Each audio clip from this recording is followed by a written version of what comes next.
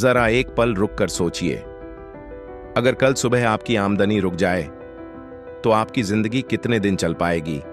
Bill, EMI, घर की जिम्मेदारियां सब एक एक करके दिमाग में घूमने लगेंगी। और अगर इस सवाल ने आपको थोड़ा भी डराया है तो ये कहानी आपके लिए है, क्योंकि आज हम बात करने वाले हैं पैसा कमाने की नहीं, बल्कि पैसा समझने की। हम में से ज्यादातर लोगों को बचपन से यही सिखाया गया, पढ़ाई करो, अच्छी नौकरी लो और जिंदगी अपने आप सुरक्षित हो जाएगी।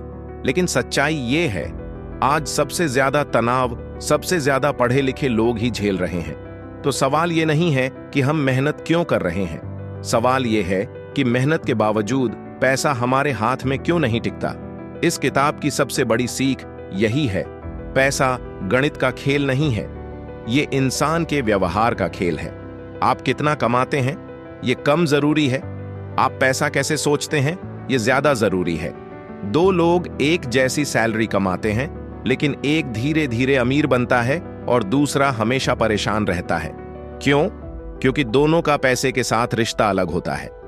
पैसे के मामले में हम सबसे बड़ी गलती ये करते हैं कि हम दूसरों को देखकर फैसले लेते हैं। कोई नई गाड़ी ले ले, हम भी लेने का मन बना लेते हैं। कोई बड़ा घर खरीद ले, हमें भी लगता है अब हमें भी करना चाहिए। लेकिन हम ये नहीं देखते कि उस इंसान की परिस्थितियां हमसे 100 बिल्कुल अलग हो सकती हैं। इस किताब में बताया गया है, कंपैरिजन पैसे का सबसे बड़ा दुश्मन है। आपकी जिंदगी की जरूरतें किसी और की जिंदगी से मैच नहीं करती, फिर भी हम दूसरों की लाइफस्टाइल कॉपी करने में अपना फ्यूचर गिरवी रख देते हैं। एक और बहुत बड़ी बात जिसे लोग अक्सर इग्नोर कर देते हैं, असली अमीरी दिखने में नहीं होती। जो लोग सच में फाइनेंशियली स्ट्रांग होते हैं वो अक्सर चुप रहते हैं, न दिखावा, न शोर, न ओवर कॉन्फिडेंस, क्योंकि वो जानते हैं पैसा बोलने के लिए नहीं, सुरक्षा देने के लिए होता है। दूसरी तरफ जो लोग ज्यादा दिखाते हैं अक्सर अंदर से सबसे ज्यादा दबाव में होते हैं। महंगी लाइफस्टाइल अक्सर अमीरी का सबूत नहीं होती, बल्कि इनसिक्योरिटी का। इस किताब में एक और गहरी सीख है, सेविंग सिर्फ पैसा बचाना नहीं है, सेविंग पेशेंस है। जो इंसान थोड़ा रुकना सीख लेता है वही आगे निकलता है। हर ऑफर लेना जरूरी नहीं, हर मौका पकड़ना जरूरी नहीं। कभी कभी सबसे समझदारी भरा फैसला कुछ न करना होता है। पैसे के मामले में सबसे पावरफुल हथियार है टाइम। जितना ज्यादा समय आप पैसे को देते हैं उतना कम एफर्ट आपको बाद में करना पड़ता है। लेकिन हम उल्टा करते हैं, हम जवानी में सब कुछ खर्च कर देते हैं और बुढ़ापे में पैसे से उम्मीद रखते हैं, जबकि अमीर लोग जवानी में पेशेंस रखते हैं और समय को अपना काम करने देते हैं। एक और कड़वी सच्चाई, रिस्क से डरना आपको सुरक्षित नहीं बनाता, रिस्क को न समझना आपको कमजोर बनाता है। हर इंसान लाइफ में रिस्क लेता है, कोई जानबूझकर, कोई मजबूरी में। जो रिस्क को समझकर छोटे छोटे कदम उठाता है वही लंबे समय में जीतता है, और जो एक ही छलांग में सब कुछ बदलना चाहता है अक्सर वहीं गिर जाता है। इस किताब में कहा गया है, फाइनेंशियल सक्सेस कोई ओवरनाइट मिरेकल नहीं है, ये बोरिंग डिसीजंस का रिजल्ट है। हर महीने थोड़ा बचाना, हर साल डिसिप्लिन रखना, हर टेम्पटेशन को यस न कहना। ये ग्लैमरस नहीं लगता, लेकिन यही काम करता है।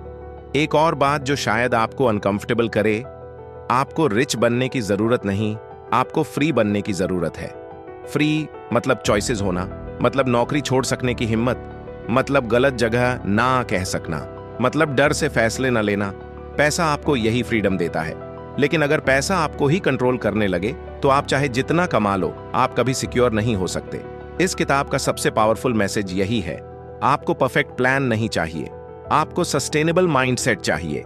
ऐसा माइंडसेट जो आपको पैनिक में गलत फैसले लेने से रोके, जो आपको कंपैरिजन से बचाए, जो आपको लॉन्ग टर्म सोचने की ताकत दे।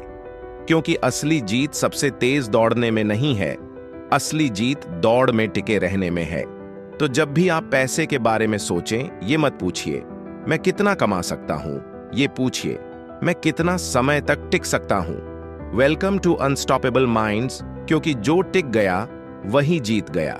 और याद रखिए, पैसा आपकी वैल्यू तय नहीं करता, लेकिन आपकी आदतें आपका फ्यूचर जरूर तय करती हैं। अगर ये कहानी आपको थोड़ी भी अंदर से सोचने पर मजबूर करे, तो समझ लीजिए ये किताब अपना काम कर चुकी है, क्योंकि पैसा बदलने से पहले सोच बदलना जरूरी होता है, और सोच बदल जाए तो जिंदगी खुद ब खुद बदलने लगती है।